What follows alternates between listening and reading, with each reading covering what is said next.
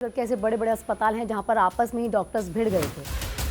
1400 bed के हिसाब से एकाहारा में मेन पावर की कमी ना हो सके। अंत में करोड़ों रुपए का बजट जो है दवाइयों के लिए पास होता है और वो कूड़ा बन जाती हैं।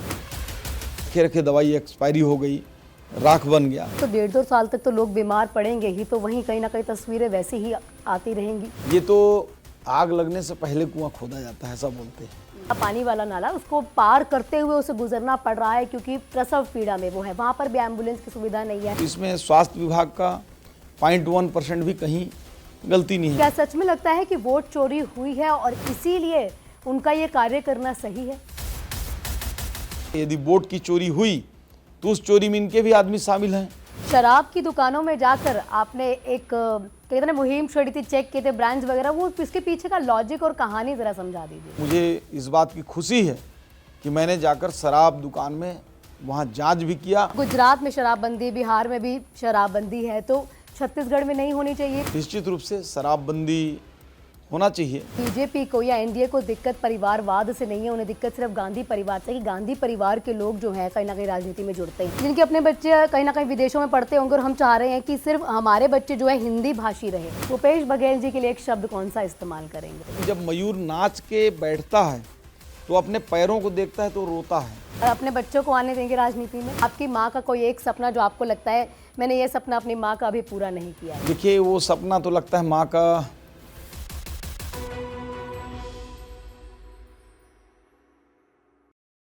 नमस्कार, स्वागत है आपका साथों में आपके आहाना पुंज। शख्सियत में आज मेरे साथ एक ऐसी शख्सियत मौजूद है जिन्होंने, या कहा ऐसा जाता है ना कि अगर आप सेवा करें तो आप कुर्सी ही नहीं बदल सकते बल्कि लोगों का जीवन भी बदल सकते हैं। और उसी सेवा भाव से जब इन्होंने राजनीति में एंट्री की तो इन्होंने लोगों के जीवन को बदला और संकल्प ले लिया कि मैं यहाँ पर सिर्फ इसलिए नहीं आया कि मुझे राजनीति करनी है, जिसको आम भाषा में बोलते हैं ना कि पॉलिटिक्स करनी है, आना है, मंत्री बनना है और चले जाना है। नहीं, मुझे सेवा करनी है। किसान के परिवार से निकले, उसके बाद शिक्षा का कहीं ना कहीं इन्होंने शिक्षा ग्रहण करी और शिक्षा को अपना हथियार बनाया, सेवा को संकल्प बनाया और आगे बढ़ते हुए ऐसी शख्सियत बने कि आज छत्तीसगढ़ के हेल्थ सेक्टर में पूरी कमान इनके पास है हेल्थ सेक्टर की। यानी कि मंत्री जी हमारे साथ मौजूद है और कोई नहीं, कौन हो सकते हैं, श्याम बिहारी जायसवाल जी मेरे साथ मौजूद हैं आज। सर, आपका बहुत बहुत स्वागत है एशियन न्यूज। जी जी, धन्यवाद हाना जी आपका और एशियन न्यूज परिवार का पूरा। आपने कब ऐसा सोचा कि मुझे राजनीति के क्षेत्र में ही जाकर सेवा करनी है? देखिए, जब मैं स्टूडेंट लाइफ में था तो उस समय पॉलिटिक्स से, उस समय के हालात ऐसे थे कि पॉलिटिक्स अच्छे लगते ही नहीं थे।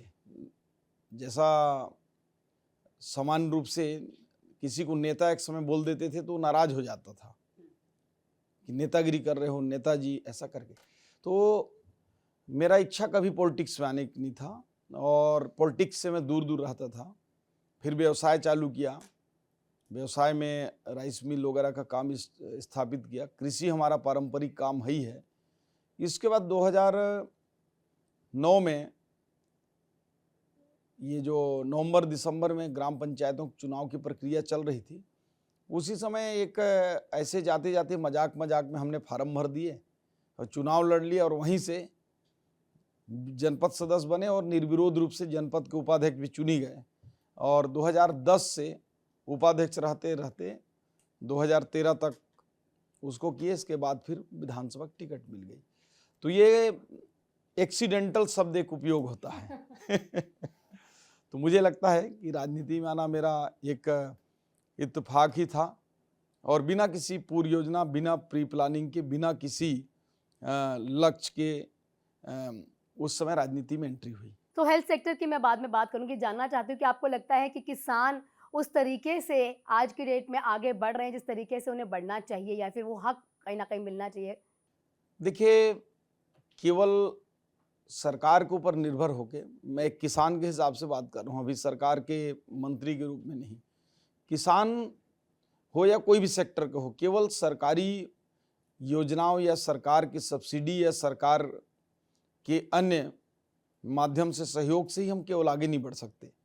हमारा इच्छा शक्ति भी होना चाहिए, हमारा समय के अनुकूल काम भी होना चाहिए। तो वैसा ही कृषि में सरकार तो पर्याप्त व्यवस्था दे रही है कि 31 रुपये हम धान खरीद रही है, बिना ब्याज के यहाँ छत्तीसगढ़ में उनको लोन मिल जाता है, खाद का, बीज का, नकदी।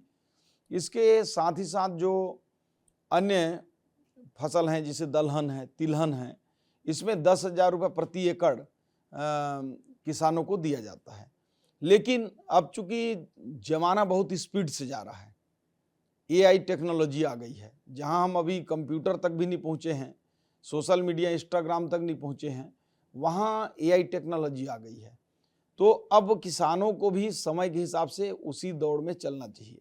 जैसे चाइना में या यूक्रेन में या रसिया में, जहां किसान 1 एकड़ में 45 कुंटल धान कमाते हैं, वहां हमारे देश में 20 कुंटल कमाते हैं। तो उसी प्रकार से केवल एक ही फसल नहीं, जो फसल चक्र है उसको उपयोग करना चाहिए।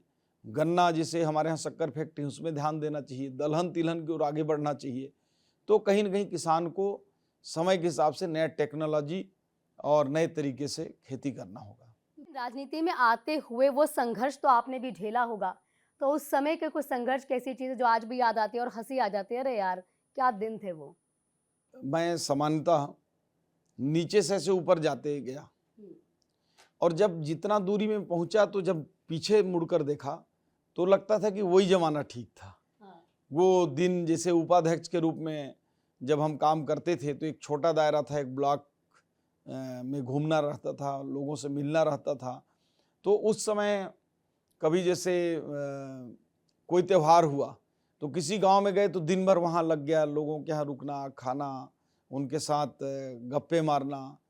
और उसी प्रकार से थोड़ा ऊपर गए तो विधायक बने तो एक विधानसभा का दायरा था, वहाँ कोई काका है, कोई मामा है, कभी इस मोहल्ला, कभी इस गली, कभी इस गांव।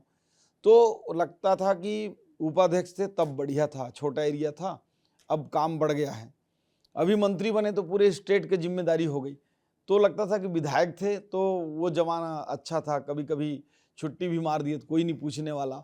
यहाँ तो एक दिन भी अगर काम नहीं कर पाएंगे तो दिक्कत होने लगता है।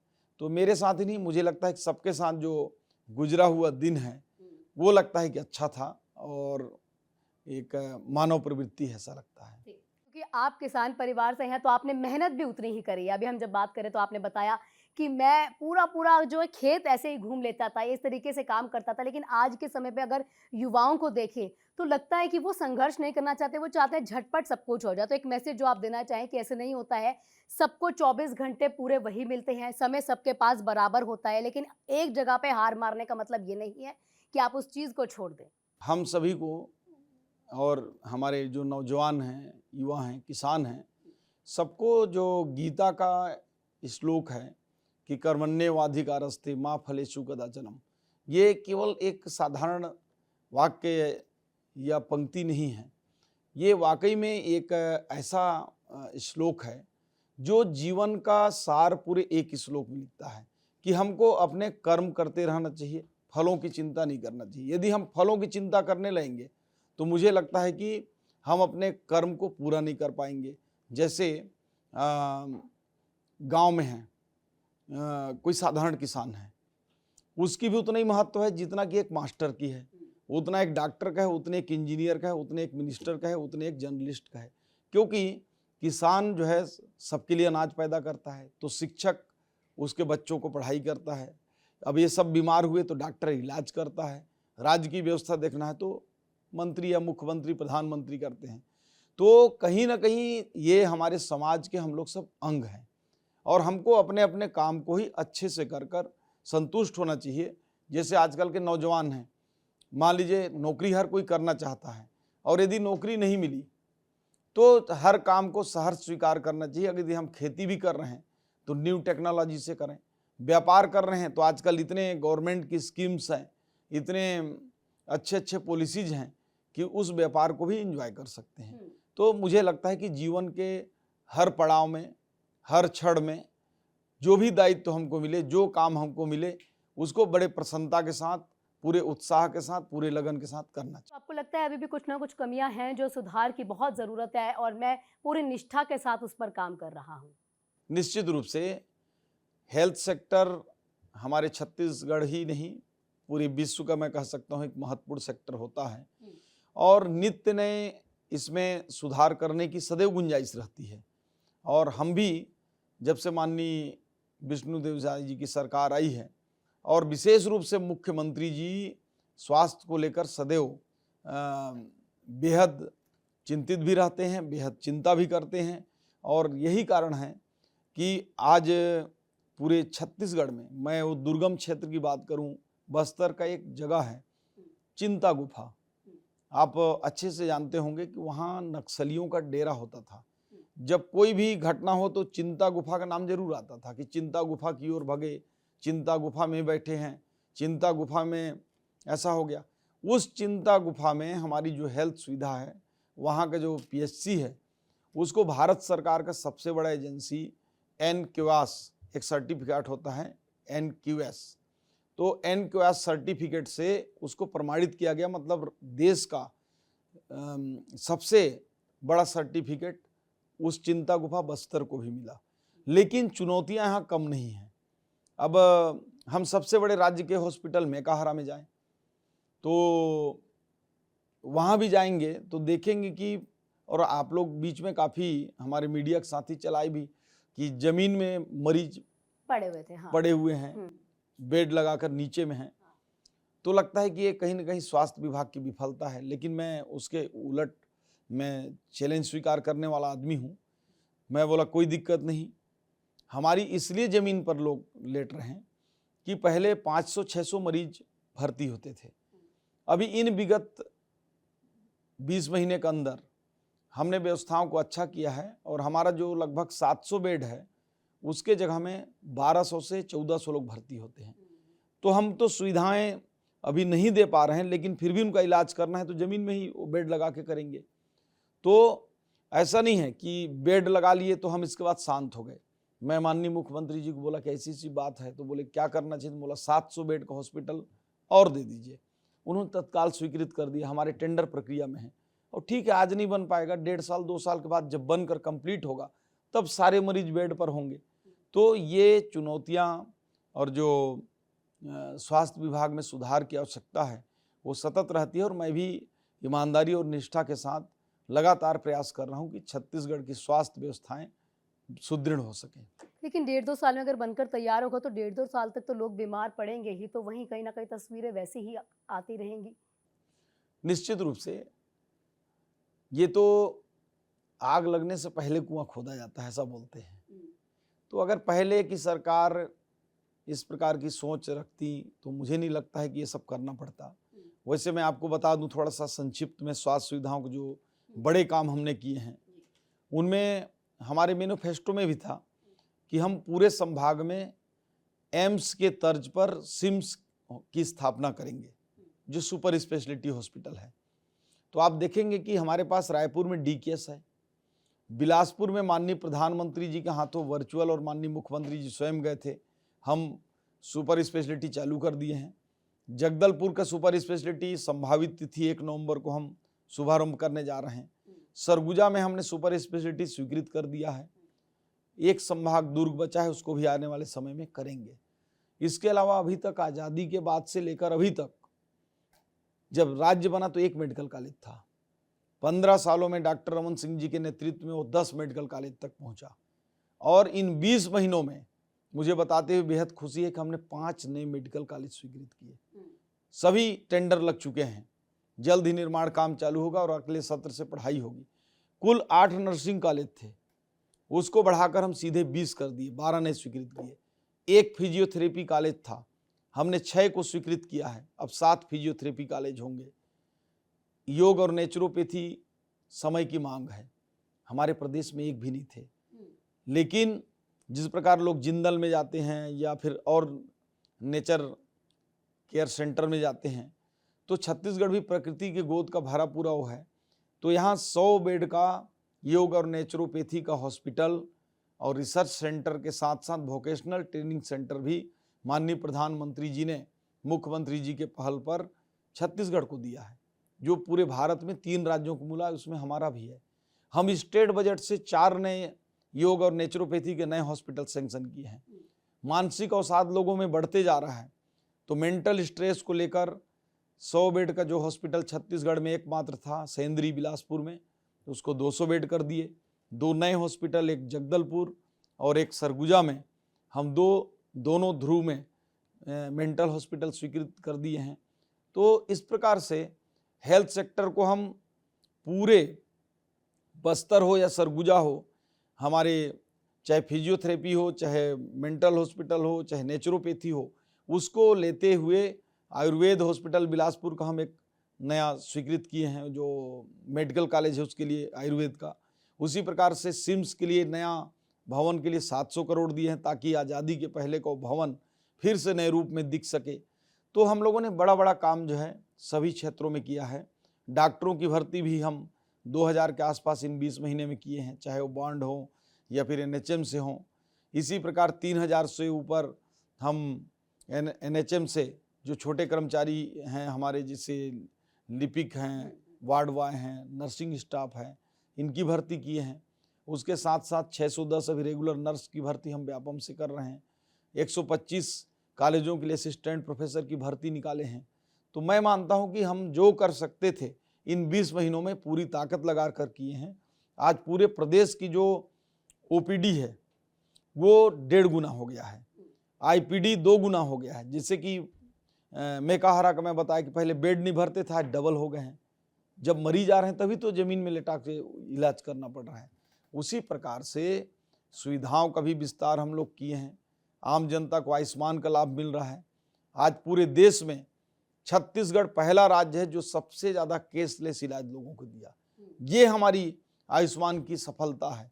उसके साथ ही साथ हेल्थ सेक्टर में आप देखे होंगे कि हर साल कुछ ना कुछ महामारी, कुछ ना कुछ मलेरिया से आकस्मिक मृत्यु, हैजा से, डायरिया से या फिर अन्य कोई ना कोई बीमारी से बड़े पैमाने पर हर साल कुछ ना कुछ होता रहा। परंतु ये सुखद बात है छत्तीसगढ़ के लिए कि इस बार किसी प्रकार के बारिश के मौसम में किसी प्रकार का कोई महामारी नहीं हुआ। हमारा स्टाफ शुरू से इस बात को लेकर सतर्क था कि मलेरिया ना फैले, डायरिया ना फैले, अन्य बीमारियां ना फैलें, उसको लेकर हम काम कर रहे हैं। लेकिन चूंकि आप बात कर रहे हैं तमाम चीज़ों के, लेकिन कहीं ना कहीं हेल्थ सेक्टर ऐसा सेक्टर होता है जो एक दूसरे से जुड़ा रहता है।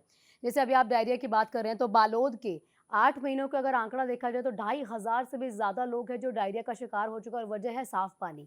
बिल्कुल सही आपने कहा कि चूंकि कई बीमारी, देखिए बीमार होने के बाद तो पूरा जिम्मा हेल्थ विभाग का होता है, लेकिन वो ये बीमारी को मैं 3 प्रकार से क्लासिफाइड करता हूँ। एक प्रिवेंशन ऑफ डिसीज, बीमार होने से पहले रोकना। दूसरा जो बीमार हुआ उसका इलाज करना। और तीसरा जो ना तो बीमार हो रहा है ना तो उसको बीमारी से रोकने की ज़रूरत है, तो तीसरा आता है वेलनेस। तो इन तीनों के लिए हम काम कर रहे हैं। जैसे डायरिया पानी से, दूषित पानी पीने से होता है, सब जानते हैं। मलेरिया गंदगी, मच्छर, पानी जमा होने से होता है। तो इसके लिए हम लोग इस साल 6 विभाग के जो प्रदेश और जिला और नीचे के अधिकारी हैं उनकी ज्वाइंट मीटिंग कराया। इसमें PHE है जो पेयजल को देखता है, नगरीय निकाय है जो शहरी क्षेत्र को देखते हैं, पंचायत विभाग हैं जो ग्रामीण क्षेत्र को देखते हैं, शिक्षा विभाग हैं जो स्कूलों को देखते हैं, महिला बाल विकास विभाग हैं जो छोटे बच्चों को देखते हैं, और उसके साथ साथ राजस्व नोडल के रूप में रहकर हमारा जो हेल्थ विभाग है। इस प्रकार 7 विभागों को हम लोग ज्वाइंट मीटिंग करके इस बात को सुनिश्चित किए कि गंदे पानी ना हो, पानी जाम ना हो, कोई खुले में पानी पी रहा है कुआं वगैरह से तो उसमें क्लोरीनेशन हो सके और प्रॉपर उनको दवाइयाँ मिल सके, इसकी चिंता हम किए हैं। ज़रूर डायरिया और मलेरिया भी केस आए, लेकिन इस बार सारे काबू में रहा। और ये अच्छी बात है कि जैसे मलेरिया हम 100% जांच कर रहे हैं, मलेरिया मुक्त करना है, तो हमारे डाटा पिछले 10 साल से सबसे ज़्यादा मलेरिया निकले होंगे। उसका कारण है कि जिसको बीमारी या उस बुखार के लक्षण नहीं हैं उनको भी हम जांच किए हैं। तो जांच में क्या होता है, कई लोगों के जो शरीर की प्रतिरोधक क्षमता अच्छा होता है उनको लक्षण नहीं आते, लेकिन अंदर ही अंदर पैरासाइट रहता है, और जब दूसरा मच्छर काटता है उस व्यक्ति को और वो व्यक्ति तीसरे व्यक्ति को फिर जाके काटता है, तो उस व्यक्ति में संक्रमण फैलता है और उसकी अगर इम्यूनिटी कम है तो फिर वो आदमी बीमार होगा। तो हम रैंडम सबका कर रहे हैं, लगभग 16 लाख लोगों का बस्तर क्षेत्र में मलेरिया टेस्ट का हमारा लक्ष्य है, जिसमें हम 13 लाख के आसपास लक्ष्य को पूर्ण भी कर लिए हैं। तो ये एक बड़ा मुहिम हम चलाए हैं बस्तर को मलेरिया मुक्त करने का, क्योंकि बस्तर का बीजापुर देश का सबसे ज़्यादा मलेरिया प्रभावित जिला है, तो एक चैलेंज के रूप में लिए। इसी प्रकार टीबी का हमारे छत्तीसगढ़ के वजह से पूरा देश जो है टीबी मुक्त नहीं हो पा रहा है, तो हम एक अभियान चलाएं, निक्षय निरामय अभियान, जिसमें 500 रुपया लेते थे हर महीने, 6 महीने तक समाज सेवी संस्था या आम व्यक्ति देता था उनके खर्चे के लिए, और 100% जो टीबी प्रभावित क्षेत्र हैं उनके लोगों का स्क्रीनिंग करना। और पूरे देश में हम पहला नंबर हैं टीबी के स्क्रीनिंग करने में। सिकल सेल के क्षेत्र में हम देश में पहला नंबर हैं जांच करने में, उनकी दवाइयाँ देने में। तो निश्चित रूप से हम जो राष्ट्रीय कार्यक्रम हैं, जो राष्ट्रीय स्तर से होने वाली बीमारियों की मॉनिटरिंग है, उस दिशा में भी हम अच्छा परफॉर्मेंस किए हैं। अब एक कैंसर की बीमारी ऐसी बीमारी होती है जिसका इलाज कराना भी जनता के लिए नामुमकिन सा ही है। और विदेशों में देखा जाए तो अभी हाल ही में एक रिसर्च भी आई है जिसमें दवाइयाँ कहीं ना कहीं इजाद की गई हैं कैंसर से निपटने के लिए। तो छत्तीसगढ़ में इस तरीके से हम रिसर्च कर पाएँ या आगे छत्तीसगढ़ के जितने हमारे डॉक्टर्स हैं, रिसर्चर्स हैं, आगे बढ़ पाए, उसके लिए कुछ काम अगर हो रहा हो? देखिए, मैं आपको बता दूं कि छत्तीसगढ़ का मेकाहारा ये मध्य भारत का सबसे बड़ा जो है कैंसर का संस्थान है। रीजनल कैंसर इंस्टीट्यूट सेंटर ये हमारा मेकाहारा है। और दुर्भाग्य ही कहें कि पिछले 7 साल से एक पेट स्किन मशीन होता है जो एक बार की उसकी जांच में 20 से 30 हज़ार रुपये लगते हैं, वो मशीन आके 20 करोड़ से ऊपर राशि का पड़ा हुआ है, वो लेकिन चालू नहीं हो पाए। लेकिन जब हमारी सरकार आई, माननीय मुख्यमंत्री से मैंने सारा चीज़ बताया, तो उसको हम जल्द ही चालू करने की स्थिति में आ गए हैं। और जब वो चालू होगा तो मुझे लगता है कि मध्य भारत का जो सबसे बड़ा संस्थान के रूप में इसको माना जाता है, उसकी सारगर्भिता भी होगी। और कैंसर उन्मूलन के क्षेत्र में लगातार हम नित्य काम करते जा रहे हैं। हमारे पूरे मेडिकल कॉलेज में हमारी स्क्रीनिंग सेंटर हैं, हम दवाइयाँ दे रहे हैं, उसकी इलाज कर रहे हैं, ऑपरेशन भी कर रहे हैं। उसके साथ साथ स्क्रीनिंग की व्यवस्था हर जिला हॉस्पिटल में और कुछ सामुदायिक स्वास्थ्य केंद्र में भी कैंसर को लिए हैं, क्योंकि छत्तीसगढ़ में जो हमारी माताएं बहनें हैं, इसमें ब्रेस्ट कैंसर और हमारे जो आम नागरिक हैं उनमें माउथ कैंसर ज़्यादा है अन्य राज्यों के अपेक्षाकृत, इसलिए हम इसको हर जगह स्क्रीनिंग की व्यवस्था कर रहे हैं। ऐसी तस्वीरें हमेशा सामने आई कि मेकाहारा में ना मैन पावर की हमेशा कहीं ना कहीं परेशानी रहती है। और एक तस्वीर और भी आ गई थी कि छत्तीसगढ़ के ऐसे बड़े बड़े अस्पताल हैं जहां पर आपस में ही डॉक्टर्स भिड़ गए थे, और वो भी सिर्फ स्टाफ की कमी के कारण थी। तो लगता है कि स्टाफ की कमी आज भी है, जिसको पूर्ण करना बड़ी जिम्मेदारी है। मेकाहारा की ही बात करूं मैं, तो ये मान लीजिए 700 बेड का शामिल है, और 700 बेड के हिसाब से नर्स हैं, डॉक्टर हैं, वार्ड बॉय हैं, वार्ड आया हैं, सफाई वाले हैं, और हम जबकि एक्चुअल में भर्ती कर रहे हैं 1400। तो उसके लिए अभी हम लोगों ने ऑटोनॉमस बॉडी में एक जो नीचे स्तर के वार्ड बॉय, वार्ड आया, सफाई वाले हैं, नर्सिंग स्टाफ हैं, इनको भरने हेतु अनुमति दे दिए हैं। और कुछ प्लेसमेंट एजेंसियों के माध्यम से ये भर्ती भी हो गई है। और राज्य शासन को हम लोग निश्चित रूप से इसके 1400 बेड के हिसाब से मांग भी आगे करेंगे, ताकि आने वाले समय में मेकाहारा में मैन पावर की कमी ना हो सके। कुछ ऐसी दवाइयाँ जिनकी एक्सपायरी डेट सून है और वो पड़े पड़े सड़ जाती हैं, अंत में करोड़ों रुपए का बजट जो है दवाइयों के लिए पास होता है और वो कूड़ा बन जाती हैं। तो क्या उसके लिए ज़्यादा से ज़्यादा काम नहीं होना चाहिए क्या उसके लिए? क्योंकि पूरा एक डेटा तैयार होता है और उसके बाद उसका खपत नहीं हो पाती है उन दवाइयों की, और वो कूड़े में जाती हैं। ऐसा पहले बहुत हुआ है, और कई जंगलों में, कई गड्ढों में, कई घाटियों में, हर जगह दवाइयाँ फेंकी हुई मिली। इसी को देखते हुए हम लोगों ने एक नया सिस्टम चालू कर दिया है कि कोई भी दवाई CGMSC गोडाउन से जाएगा हॉस्पिटल में, तो सारी दवाई की एंट्री होगी। एंट्री के बाद उसमें एक एक दवाई का हिसाब रहेगा, और जब वो हॉस्पिटल से अपन उसको वितरण के लिए देंगे, तो वो पूरे करके एंट्री होता जाएगा और उसमें जो जिसका एक्सपायरी लंबा रहेगा वो ग्रीन में रहेगा, जो नज़दीक रहेगा वो येलो हो जाएगा और जो एक्सपायरी हो जाएगा वो रेड हो जाएगा। तो पहले चूँकि ऑनलाइन सुविधा नहीं थी तो इसलिए अब एक भी टेबलेट इधर उधर होगा तो पता चल जाएगा। और अब जो पहले होता था कि रखे रखे दवाई एक्सपायरी हो गई, राख बन गया, तो स्थिति अब नहीं आएगी। पूरी मुस्तैदी के साथ उसको ऑनलाइन ऐप के माध्यम से पूरे प्रदेश में हम लोगों ने लागू कर दिया। जब हमारे मरीज अस्पताल में अगर एंट्री करते हैं तो लंबी लंबी कतारों में ना उन्हें खड़ा होना पड़े, एज सुन एज पॉसिबल जो है उन्हें इलाज मुहैया होता रहे। क्योंकि आप हमेशा सुनते भी होंगे और आपको पता भी है, जब भी आप कहीं गांव या दूर दराज क्षेत्र में जाए तो लोग कहते हैं अरे यार सरकारी अस्पताल में जाना पड़ेगा, लाइनों में कौन खड़ा होगा, तमाम चीज़ें कौन करेगा। तो उसके लिए कुछ और बेहतर सुविधाएं। देखिए, चूँकि टेक्नोलॉजी का ज़माना है इसलिए हम टेक्नोलॉजी को उपयोग करके सभी बड़े हॉस्पिटलों में चालू कर दिए हैं। और यहाँ तक कि डिस्ट्रिक्ट हॉस्पिटलों में हो सकता है कि एक आध में कहीं ना हुआ हो, पर हमारे नॉलेज में 100% हमने उसको जो नेक्स्ट जेम है उसके माध्यम से वो उनके डॉक्टरों को दिखाने के लिए रजिस्ट्रेशन का सिस्टम कर दिया। वो चाहें तो घर बैठे अपना अपॉइंटमेंट के लिए कर सकते हैं। उसमें पता चल जाएगा कि उनका कितने नंबर के बाद है और कितना समय लगेगा। तो ये सुविधा हम दे दिए हैं।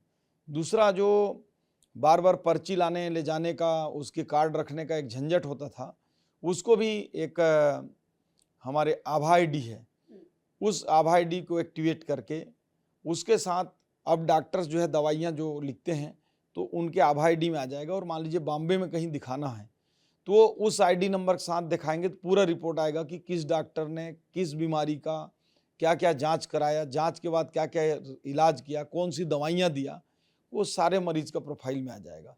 तो ये भी हम नया करने का प्रयास किए हैं। अभी पूरी तरह से फ्लो में नहीं है, परंतु आने वाले 6-8 महीने में ये पूरे प्रदेश में दिखने लगेगा।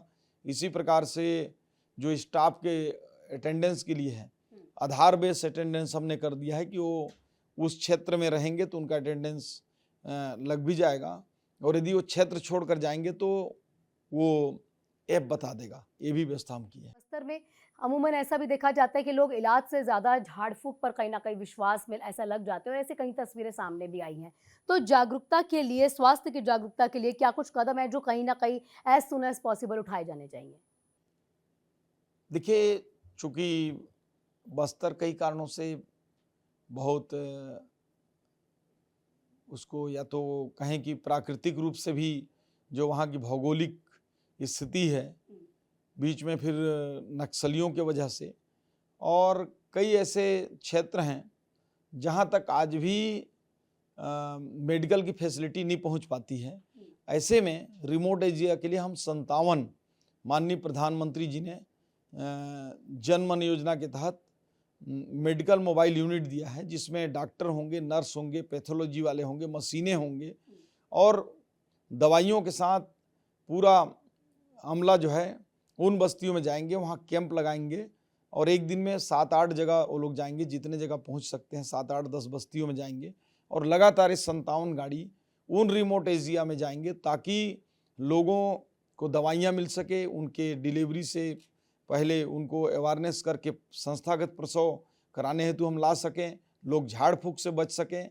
उसको देखते हुए उनकी घर पहुंच सुविधा हम बस्तर क्षेत्र और सरगुजा के जो जनजाति बहुल्य क्षेत्र हैं उनके लिए कर रहे हैं। और दुर्गम गांव में जहां पे एम्बुलेंस नहीं पहुंच सकता, उसके लिए हम जल्द ही बाइक एम्बुलेंस भी चालू कर रहे हैं ताकि उन विषम परिस्थितियों में बाइक से कम उनको लाकर जान बचाया जा सके। ये काम हम करने जा रहे हैं। क्योंकि दंतेवाड़ा के अभी हाल ही में तस्वीरें भी ऐसी आई थी जिसमें एक महिला है जो गर्भवती है और प्रसव पीड़ा के दरमियान वो बड़ी एक नाली, जिसको नाला, पानी वाला नाला, उसको पार करते हुए उसे गुजरना पड़ रहा है क्योंकि प्रसव पीड़ा में वो है। वहाँ पर भी एम्बुलेंस की सुविधा नहीं है। तो उस क्षेत्र को आगे बढ़ाने के लिए कुछ ऐसे कार्य जो जल्द से जल्द हो जाने चाहिए, एटलीस्ट टेम्पररी कार्य ही हो जाए। जब ध्यान करेंगे तो इसमें स्वास्थ्य विभाग का 0.1% भी कहीं गलती नहीं है, क्योंकि जहाँ तक एम्बुलेंस जा सकता था गया। आगे बड़ा उफान वाला नाला था और उसमें स्टाफ नहीं है करके भी कुछ मीडिया वालों ने पूछा। तो चूंकि वो ट्रांसपोर्ट व्हीकल है उसमें स्टाफ नहीं होते, ड्राइवर होता है। और चूंकि उनके साथ एक कोई ना कोई अटेंडर घर के होते ही हैं, वो नहीं होते हैं तो मितानिन होते हैं, या जिस क्षेत्र के हैं वहाँ नर्सेज भी रहते हैं। तो वहाँ तक गाड़ी गया, लेकिन वो नाला की वजह से पार नहीं हो पाया। उसी को देखते हुए माननीय प्रधानमंत्री जी ने, आज़ादी के इतने दिन बाद तक किसी ने नहीं सोचा, लेकिन माननीय प्रधानमंत्री नरेंद्र मोदी जी ने जो जन मन योजना के तहत और धरती आभा योजना के तहत उन सुदूर दूरस्थ क्षेत्रों में, पहाड़ी क्षेत्रों में जहाँ पे जनजाति वर्ग के लोग रहते हैं, उनके लिए जन मन योजना से पूरे देश का 50% जो सड़क बनना था वो केवल छत्तीसगढ़ में बन रहा है। और मुझे लगता है कि आने वाले समय में किसी भी ऐसा क्षेत्र कोई नहीं होगा जहां हमारी एम्बुलेंस न पहुंचे। उस दिशा में काम हो रहा है। सच में लगता है कि वोट चोरी हुई है और इसीलिए उनका ये कार्य करना सही है? कांग्रेस और उनके गठबंधन के लोग केवल और केवल सत्ता के लोलुपता में सब कर रहे हैं, और मुझे लगता है कि सत्ता प्राप्त करने के लिए किसी भी माँ को गाली देना, किसी भी इस प्रकार की भाषा शैली को उपयोग करना, ये तो लोकतंत्र में सदैव अनुचित है। और जहाँ तक ये वोट चोरी की बात करते हैं तो पहले तो ईवीएम पर दोष लगाए, ईवीएम 24 कैरेट ओके निकला, तो ये इनका ध्यान झूठा नैरेटिव सेट करके पूरे देश में एक माहौल खड़ा करके माननीय प्रधानमंत्री जी के खिलाफ, भारतीय जनता पार्टी के खिलाफ एक नैरेटिव चलाए कि वोट चोरी हो गई। और उनका दलील है कि एक व्यक्ति 3 जगह 4 जगह वोट दिया। तो मैं आपके ही माध्यम से कांग्रेस से ही पूछना चाहता हूं कि क्या कांग्रेस इलेक्शन एजेंट अपनी नहीं बैठाती है? जहां तक मुझे मालूम है कि 3-3 एजेंट जो है एक एक पोलिंग बूथ में बैठते हैं, जो ये सिर्फ पहचानने का काम करते हैं कि अमुक व्यक्ति सही है या नहीं है। तो मुझे लगता है कि अगर ये गड़बड़ी हुई तो उनके एजेंट कहाँ थे? यदि वोट की चोरी हुई तो उस चोरी में इनके भी आदमी शामिल हैं। इसका मतलब ये कांग्रेस के उन सारे कार्यकर्ताओं को, हजारों लाखों कार्यकर्ताओं को जो इलेक्शन एजेंट के रूप में काम किए हैं, उनको चोर कहना चाहते हैं। और नहीं तो आज ऐसा कभी संभव नहीं है कि कोई भी व्यक्ति 4 जगह 5 जगह वोट डाले, और ये सरासर लोकतंत्र और संवैधानिक संस्थाओं का कांग्रेस अपमान कर रही है और सत्ता के लालच में इस प्रकार की व्यवहार कर रही है। तस्वीर वायरल हुई थी क्योंकि आप स्वास्थ्य विभाग आपके पास है, लेकिन शराब की दुकानों में जाकर आपने एक कहते ना मुहिम छेड़ी थी, चेक किए थे ब्रांड्स वगैरह, वो इसके पीछे का लॉजिक और कहानी जरा समझा दीजिए। देखिए, उस समय तक मैं बेवरेज कॉरपोरेशन का चेयरमैन भी था और अध्यक्ष होने के नाते, और मैं जहाँ गया था मेरा प्रभार जिला था। कई लोगों ने मीडिया में भी और मौखिक भी, सोशल मीडिया में भी आया था कि फलाना जगह शराब में पानी मिला रहे हैं, ज़्यादा महंगा रेट पर शराब दे रहे हैं। तो उसको भौतिक रूप से अचानक मैं गया और ये देखना चाह रहा था कि वो प्रिंट से कहीं ज़्यादा तो नहीं बेच रहे हैं, वाकई में वहाँ कोई मिलावट तो नहीं हो रही है। इसलिए मैं शराब दुकान में गया था और वहाँ पूरा जांच भी किया। और चूँकि क्या वो शराब जो सबसे ज़्यादा राजस्व देता है, सबसे ज़्यादा इसमें लोगों की जान का खतरा भी रहता है, तो क्या ऐसे स्थानों पर जहां शराब बनता हो, जहां शराब बिकता हो, तो मुझे लगता है कि सभी मंत्रियों को भी जाना चाहिए, अधिकारियों को भी जाना चाहिए, आप सभी मीडिया के हमारे साथियों को भी जाना चाहिए कि वाकई में वहां जाकर देखें, क्योंकि वहां जीवन और मौत की भी बात हो सकती है। लोग जाते रहेंगे तो गड़बड़ियाँ नहीं होंगी, अगर कोई गड़बड़ी करेगा तो सचेत रहेगा। और निश्चित रूप से मैं अपने कर्तव्य का पालन करने हेतु गया था, परंतु समझ नहीं आता है इस कांग्रेस के लोगों ने उसको तूल बना दिया। और उसमें अगर कोई हो तो अभी भी उस बात के लिए मुझे कोई व्यक्तिगत रूप से बोल सकता है कि मेरा जाना उचित नहीं था। चूँकि मेरा प्रभार जिला था, मैं राज्य का कैबिनेट मंत्री हूँ, सरकार का एक कार्यकर्ता के रूप में माननीय सहाय सरकार में हम उनके साथ में हैं और प्रभार जिला भी था, तो इस नाते मैं वहाँ गया था। और मुझे इस बात की खुशी है कि मैंने जाकर शराब दुकान में वहाँ जांच भी किया और लोगों का और मीडिया के जो कथन थे उनके अनुरूप मैंने काम भी किया। लोग बड़े संतुष्ट भी हुए, लोगों ने बड़ी बधाइयाँ भी दिए। तो निश्चित रूप से हर व्यक्ति को अपना दायित्व निभाना चाहिए। राजस्व कहीं ना कहीं सबसे ज़्यादा शराब से ही आता है, तो परेशानी भी शराब से ही कहीं ना कहीं परिवारों में आती है। तो गुजरात में शराबबंदी, बिहार में भी शराबबंदी है, तो छत्तीसगढ़ में नहीं होनी चाहिए? जो माताएं बहनें हैं थोड़ा ज़्यादा सुखी जीवन व्यतीत कर पाएंगी। देखिए, शराब कभी भी इंसान को खुशहाल नहीं बना सकता। निश्चित रूप से शराबबंदी होना चाहिए, लेकिन कई ऐसे कारण होते हैं जिनके वजह से हम निर्णय नहीं कर पाते हैं। अब एक साथ शराबबंदी भी कर दें तो मुझे लगता है कि कंट्रोल कर पाना बड़ा मुश्किल होगा, क्योंकि जो शराब पीने वाले लोग हैं, एक साथ करने से कई प्रकार की उनके शरीर में डिफिशियंसी भी आ सकता है। धीरे धीरे हम उस दिशा में जा रहे हैं और आने वाले समय में जब लोग स्वतः से जागरूक होकर आगे आएंगे तो निश्चित रूप से शराबबंदी करना भविष्य में उचित होगा। बीजेपी को या एनडीए को दिक्कत परिवारवाद से नहीं है, उन्हें दिक्कत सिर्फ गांधी परिवार से है कि गांधी परिवार के लोग जो हैं कहीं ना कहीं राजनीति में जुड़ते हैं।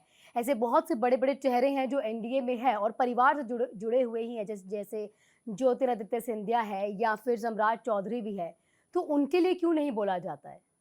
कांग्रेस तो परिवारवाद का पर्याय है, केवल गांधी परिवार की बात नहीं है। गांधी परिवार ने तो कांग्रेस के सत्ता में 80% राज्य जो है, 80% समय जो है गांधी परिवार ने ही कांग्रेस में किया।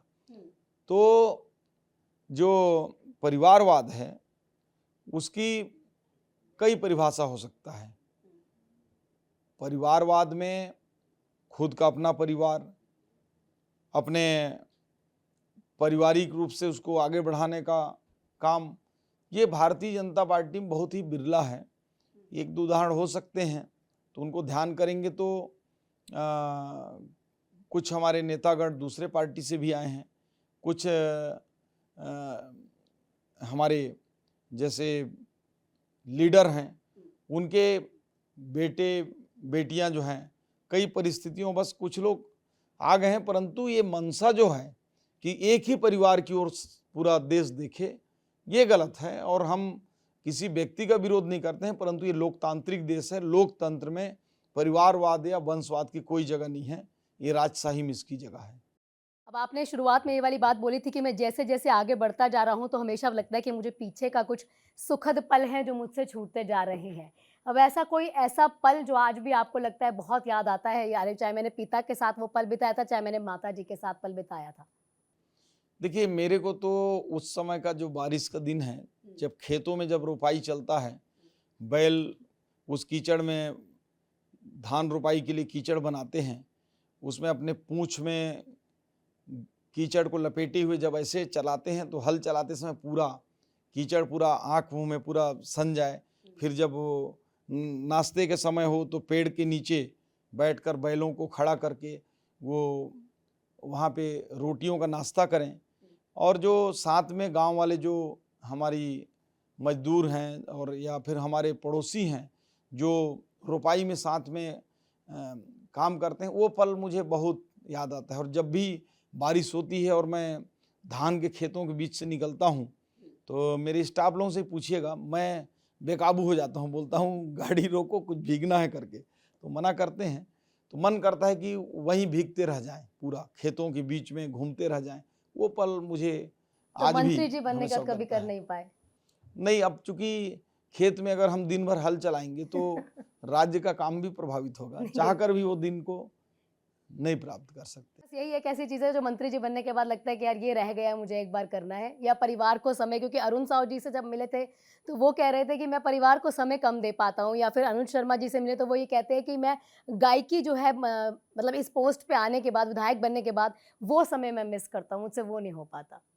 समय तो ऐसा है कि जब जहाँ जितना दे दें वो कम होता है हर चीज़ में, लेकिन उसको समन्वय बना के चलना। अब परिवार को भी समय देना है तो उसके हिसाब से सबसे पहले तो परिवार को सेटिस्फाइड करना है।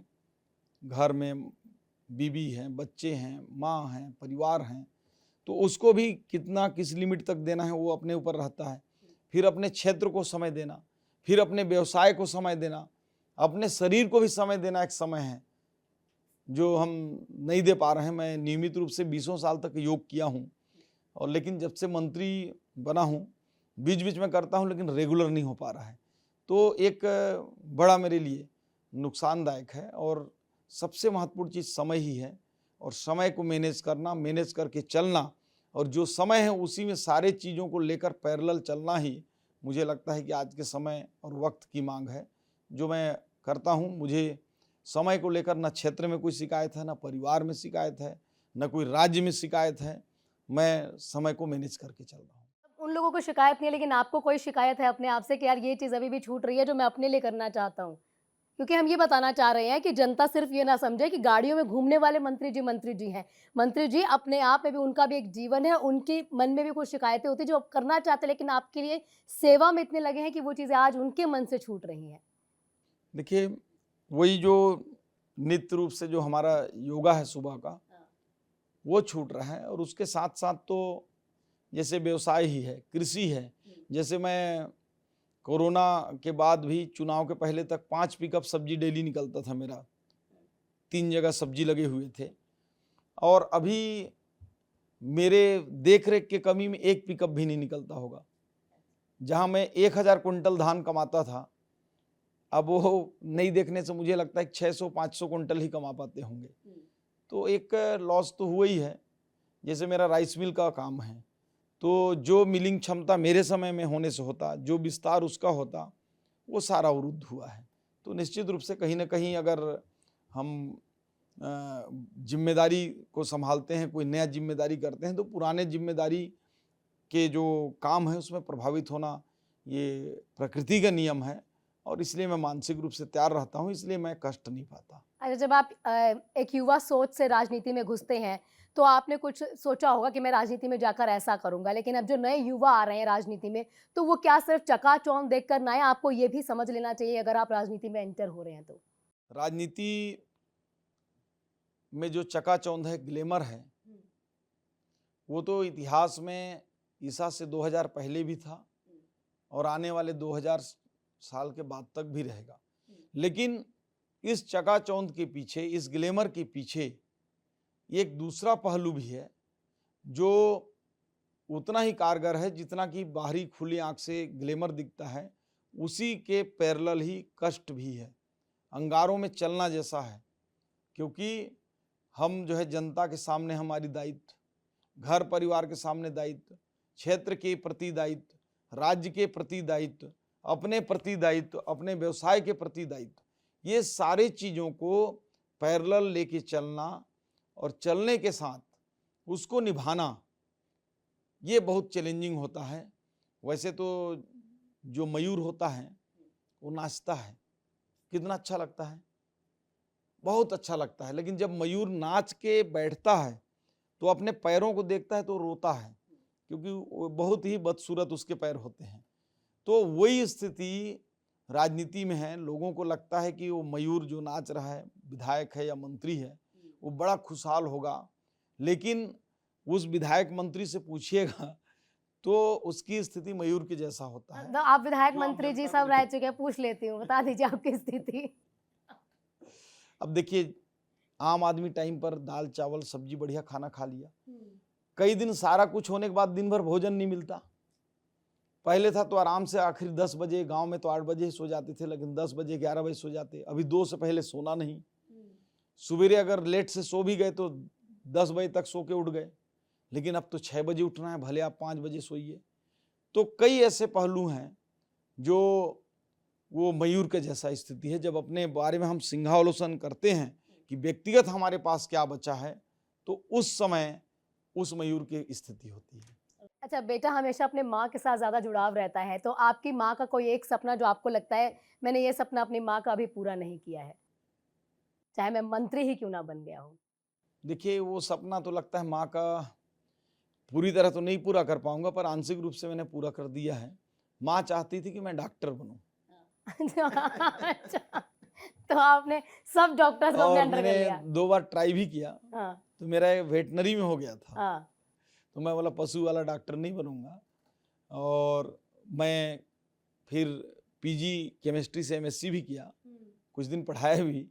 तो अब इस बात का खुशी है कि डॉक्टर नहीं बन पाया, तो जो डॉक्टर बनाने वाली बड़ी संस्थान हमारी मेडिकल कॉलेज है, जो डॉक्टर हमारे प्रदेश के 1.5 करोड़ लोगों का इलाज करते हैं, उनको देखने का, उनके साथ काम करने का ये अवसर मिला है, इससे ही मैं संतुष्ट हूँ। तो मुझे लगता है कि माँ तो है हमारी, अभी मेरे साथ ही रहती हैं, तो उनको बड़ी खुशी होगी। पर वो चाहती थी कि मैं डॉक्टर बनूं, और डॉक्टर तो नहीं बन पाया तो और बन भी नहीं पूछा पाऊंगा। आपने माता जी से कि अम्मी डॉक्टर नहीं बना हूं लेकिन देख लो सबको अपने अंडर रखता हूं, अब तो खुश हो? बिल्कुल, माँ बहुत खुश रहती है और काफ़ी उनके मन में रहता है। माँ शुरू से ही सेवाभावी रही हमारी, और आज भी माँ के मन में रहता है कि मैं ज़्यादा से ज़्यादा काम करूं। वो कभी बीमार भी हो जाती हैं तो नहीं बोलती हैं फ़ोन करके बताना है, लेकिन हमको पता चल ही जाता है। तो ऐसे में माँ की इच्छा स्वास्थ्य मंत्री बनने से शायद उनकी डॉक्टर जो मेरा नहीं बनने का जो उनके मन में कमी रह गया होगा, वो पूरा हो जाएगा। ठीक है। और अपने बच्चों को आने देंगे राजनीति में? नहीं, मैंने भी निश्चय किया है और बच्चे भी निश्चय किए हैं कि वो बिजनेस करेंगे। दोनों बच्चे मेरे एक MBA कर रहे हैं, अभी इस साल करेंगे, और एक BBA कर रहे हैं। तो मुझे लगता है कि चूंकि राजनीति में खरा उतरना जनता के अपेक्षाओं में, राज्य की अपेक्षाओं में, और बहुत हार्ड मेहनत है। अगर जो राजनीति में जो एक विशेष रूप से भारतीय जनता पार्टी में रहकर राजनीति करना एक चैलेंजिंग और चुनौतीपूर्ण है, क्योंकि हमारे आइडियोलॉजी होते हैं और उस आइडियोलॉजी के अनुरूप काम करते हैं। तो ऐसे में यदि हम लोगों की उम्मीद में, पार्टी की उम्मीद में, राज्य की उम्मीद पर खरा नहीं उतरे, तो मुझे लगता है कि हमारा जो भी संचित किया हुआ पुण्य कहें या नाम कहें या क्षेत्र में सम्मान कहें, वो सारे में जो है कहीं ना कहीं गिरावट आएगी। और मुझे विश्वास तो है कि मेरे बच्चे भी मेरे इतना मेहनत कर लेंगे, लेकिन फिर भी मैं चाहता हूं कि राजनीति से दूर रहें और अपना खुद के व्यवसाय करके आगे बढ़ें। एक महिला होने के नाते मैं ये ज़रूर जानना चाहूँगी, आप देखते भी हमेशा जो है प्राइवेट एड्स आती रहती हैं IVF की सेवाओं के, लेकिन सरकारी सुविधाएँ अभी तक नहीं मिल पा रही हैं। उसके लिए कुछ काम अगर हो पा रहा हो सरकार की तरफ से? आपने बहुत बढ़िया सवाल उठाया है। जब मैं मंत्री बना तो मेरे भी दिमाग में एक हमारे गांव का ही व्यक्ति है, और उसने बताया कि उनके संतान प्राप्ति नहीं हो पा रही है। पति पत्नी दोनों आए, उनको मैंने विश्वास दिलाया कि ठीक है, जो भी पैसे लगेंगे हम आपको करवाएंगे मदद। और उसको पता करने से पता चला कि वो लगभग 4 लाख का पैकेज है। तो सवाल उस व्यक्ति के नहीं है, अब उसका तो जो होना था जैसे तैसे किए, परंतु आम जनता है, वो 4 लाख रुपए लाकर तो संतान नहीं प्राप्त कर सकता। ऐसे में हम लोगों ने माननीय मुख्यमंत्री जी के सामने बात रखी। माननीय मुख्यमंत्री जी ने बड़े सहृदयता के साथ इसके लिए स्वीकृति भी दी है, और इस बार बजट में है, और जल्द ही आने वाले समय में छत्तीसगढ़ के लोगों के लिए निःशुल्क IVF सेंटर मेकाहारा में खुलेगा, और जल्द ही उसकी हम शुरुआत करेंगे। वाह! बेहद खूबसूरत। जो महिलाएँ हैं वो बहुत कहीं न कहीं खुश होने वाली हैं। एक अब जाते-जाते रैपिड फायर राउंड मैं चाहूँगी आपके साथ कर लेती हूँ। राजनीति आपके लिए क्या है? सेवा है या सत्ता है? सेवा।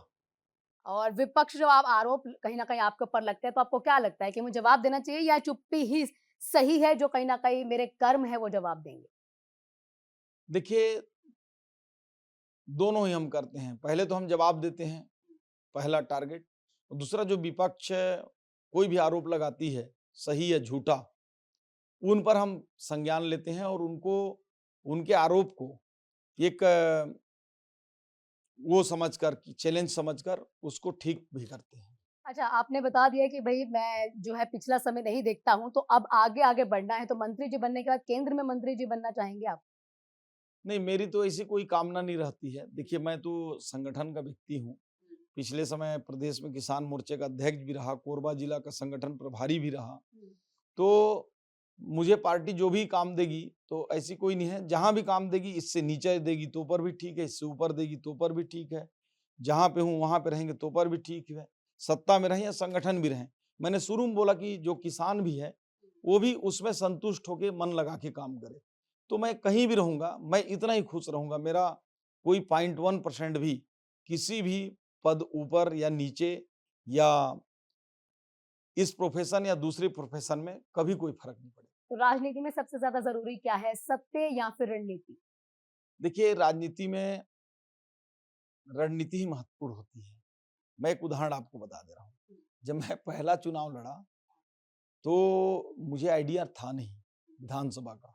जनपद में तो मैं एक तरफा जीत गया था, उस समय माहौल बन गया था। तो मेरे को लगता था कि मेरे को इस क्षेत्र का 60% वोट मिल जाएगा, क्योंकि उतने लोगों से जुड़ाव था, समान रूप से था। मैं उनके पास वोट भी मांगने नहीं गया। बाद में पता चला कि कुछ लोग वोट इसलिए नहीं दिए कि मैं वोट मांगने नहीं गया, मैं ओवर कॉन्फिडेंस में रह गया। कुछ लोग इसलिए वोट नहीं दिए कि भले हमारे साथ दोस्त थे, वो आइडियोलॉजी की वजह से नहीं दिए, उनका दूसरा विचारधारा था। तो कहीं न कहीं राजनीति में रणनीति ही महत्वपूर्ण है और रणनीति से ही राजनीति करना चाहिए। हालांकि ये सवाल पूछना तो नहीं चाहिए, आप पूरे इंटरव्यू में बता ही चुके हैं। मंत्री पद संभालना ज्यादा आसान है या फिर वो किसान की तरह हल चलाना? देखिए, अपने-अपने जगह में हर काम कठिन ही लगता है। जब पढ़ाई करते थे तो जीवन में उससे कठिन काम कुछ नहीं लगता था। लगता था कि हे भगवान, पढ़ाई खत्म हो जाए, फिर भले हल चलाएं, वो ज्यादा आराम रहेगा। जब खेती करने लगे तो लगता था, पसीना जब आता था धूप में, बारिश में पानी बरसता था पहले दिन दिन भर, तो लगता था हे भगवान, किसानी के अलावा और कुछ काम दे दे। फिर व्यापार करने लगे तो लगा कि राइस मिल वगैरह का काम, ट्रेडिंग का काम, तो लगता था कि ये बहुत झंझट वाला काम है, घाटा लगता है, नफा लगता है, सुबह से रात तक मेहनत लगता है। फिर पॉलिटिक्स में आए तो लगता था व्यापार ही ठीक था। तो हर काम, चाहे राजनीति हो, चाहे मंत्री हो या किसान का काम हो, अपने जगह में हर काम चुनौती ही लगता है। लेकिन जब उसे हम मन से उसको उसमें पॉजिटिव ढूंढकर, उसी में आनंद ढूंढकर काम करते हैं, तो आनंदित आदमी रहता है, किसी प्रकार का टेंशन नहीं। भूपेश बघेल जी के लिए एक शब्द कौन सा इस्तेमाल करेंगे? एक शब्द में भूपेश बघेल जी को आप चाहते हैं कि मैं उनको पूरे तरीके से एक्सप्लेन कर दिया इस शब्द में। देखिए, अब एक शब्द में तो उनको कैसे एक्सप्लेन कर सकते हैं, वो कई गुणों से युक्त थे। तो कुछ ज्यादा ही गुण बता दीजिए। उनके सभी गुणों को समेटना बड़ा कठिन है, परंतु एक बहुत ही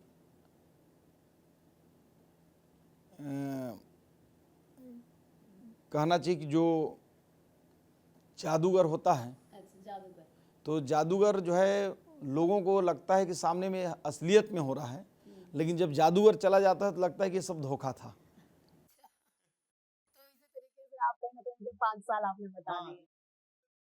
सपना दिखाया, युवाओं के बारे में दिखाया, महिलाओं को दिखाया कि 500 मिलेंगे, युवाओं को 2000 मिलेंगे, गौठान से करोड़पति लखपति लोग बनेंगे। तो ये सारा सपना जो उन्होंने दिखाया, एक जादू की तरह लोगों के सामने आया और उनके जाने के बाद चला गया। राहुल गांधी। राहुल गांधी एक ऐसे शख्स हैं जो क्रिकेट में सामान्यतः हम कहें कि कोई ओपनर बार बार 0 में, 2 में, 5 में, 10 में आउट हो, इसके बाद भी वो बोले कि ओपनिंग करूंगा, तो ऐसे ओपनर के रूप में है वो। अच्छा, और तेजस्वी यादव? राहुल गांधी जी के नक्शे कदमों पर चल रहे हैं। मुझे लगता है कि वो राहुल गांधी उनके कोच हैं। ठीक है, तो फिर किस तरीके से? और उनके कोच में वो खेलना सीख रहे हैं, उनके प्लेयर सिद्ध होंगे ऐसा लगता है, क्योंकि कई उनके मैंने स्टेटमेंट भी देखा है, वो राहुल गांधी जी को फॉलो करते हैं। मुख्यमंत्री विष्णुदेव साय? साय जी तो एकदम साय साय उनका काम चल रहा है। और आपने देखा होगा कि प्रदेश में ही एक नंबर ही नहीं, पूरे देश में, अगर इतना बड़ा भारत देश है, उसमें दूसरे पायदान के लोकप्रिय मुख्यमंत्री होना, ये उनके साय साय काम को बताता है। विजय शर्मा जी? विजय शर्मा जी तो एक अजय योद्धा की तरह, जो बस्तर क्षेत्र है उसमें नक्सलवाद को खत्म करने के लिए निकल पड़े हैं, और उनको ईश्वर इतनी शक्ति दे कि वो नक्सलवाद टाइम लिमिट पर खत्म भी करें। हमारी शुभकामनाएं उनको। अटल बिहारी वाजपेयी जी? अटल बिहारी वाजपेयी जी तो एक ऐसे पुरोधा पुरुष थे जिन्होंने न केवल एक प्रधानमंत्री के रूप में देश को दिशा दिया, बल्कि उन ग्रामीण क्षेत्रों के, गांव के जो पतित लोग हैं, जो कभी रोड का सपना तक नहीं देख सकते थे, विकास तक नहीं दे सकते थे, उस विकास को प्रधानमंत्री ग्राम सड़क योजना के माध्यम से और देश का विकास करके उन्होंने भारत को बुलंदियों पर पहुंचाया। और मैं तो छत्तीसगढ़ के जो निर्माता हैं उसके रूप में उनको मैं सदैव याद करना चाहूँगा। और हमारे पीएम नरेंद्र मोदी जी?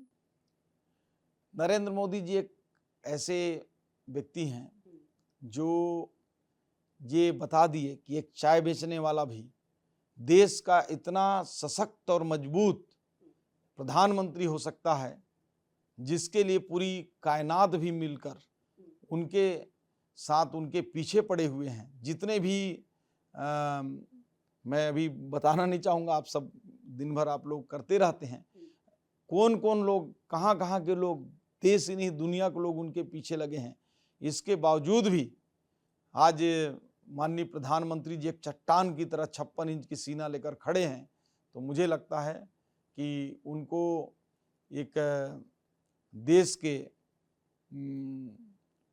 सबसे सशक्त और मजबूत प्रधानमंत्री के रूप में हम लोग हमेशा उनको प्रेरणा लेते रहेंगे। हिंदी भाषा को हमें तवज्जो देना चाहिए, अंग्रेजी से पीछे रहना चाहिए। लेकिन ऐसे अफसर कितने सारे होंगे, कितने माननीय होंगे जिनके अपने बच्चे कहीं ना कहीं विदेशों में पढ़ते होंगे और हम चाह रहे हैं कि सिर्फ हमारे बच्चे जो है हिंदी भाषी रहे।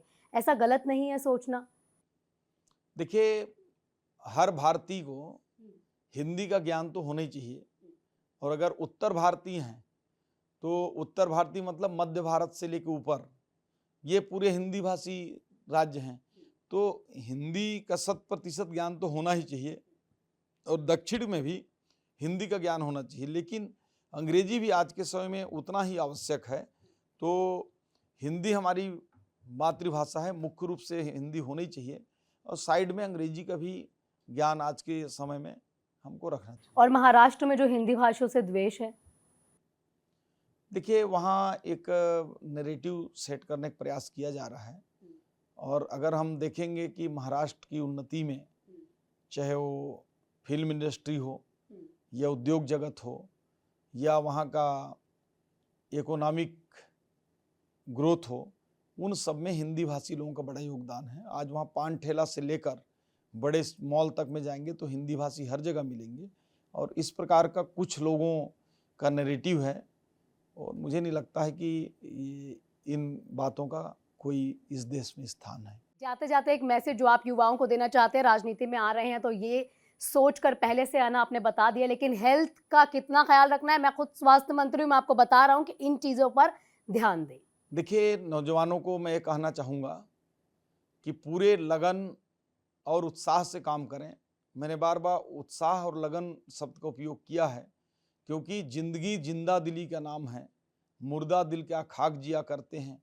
इसलिए जिंदा दिली के साथ हमको जो भी काम करना है, बड़े भाव के साथ, बड़े चाव के साथ, बड़े लगाव के साथ जो भी काम मिले वो काम हमको करना है। शिक्षा को कहीं ना कहीं अपना हथियार बनाते हुए इन्हीं के जैसे आगे आपको बढ़ना है और सेवा को संकल्प मानते हुए राजनीति में बेशक अगर आप एंटर करना चाहते हैं तो आपको सेवा भाव मन में रखना पड़ेगा, जिस तरीके से इन्होंने उस चीज को अपनाया है। और देख लीजिए, वो बार बार लगातार कह रहे हैं वही 24 घंटे आपको भी मिले हैं, वही 24 घंटे मुझे भी मिले हैं, लेकिन कई चीजें जो है दरकिनार कर देनी होती है। कई ऐसा क्रिटिसिज्म जो आपको लोगों से मिलता है उसको भी दरकिनार करते हुए आगे बढ़ना है।